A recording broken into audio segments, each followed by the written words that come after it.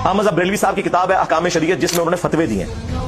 ان سے پوچھا گیا کہ وہابیوں کا جو ذبیحہ ہے، یعنی اگر کوئی وہابی، اور اعلیٰ حضرت وہابی کہتے ہیں دیوبند اور اہل حدیث کو، اگر کوئی اللہ کا نام لے کر ذبیحہ کرے تو وہ حلال ہے یا حرام؟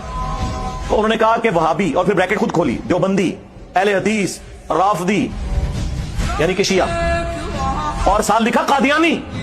ہاں، اگر یہ سب کے سب 1,00,000 دفعہ بھی اللہ کا نام لے کے ذبیحہ کریں تو ذبیحہ مردار ہی رہے گا۔ یہ سب کے سب مرتد ہے، یعنی واجب القتل۔ مرتد کا مطلب یہ کہ دین چھوڑ گئے۔ البتہ یہود و نصارہ کا ذبیحہ حلال ہے، یعنی یہود و نصارہ ان کے نزدیک دیوبندی، اہل حدیث اور شیعہ سے بہتر ہے، اور قادیانیوں کی صف میں لا کے ان کو کھڑا کیا ہے، ان سارے فرقوں کو۔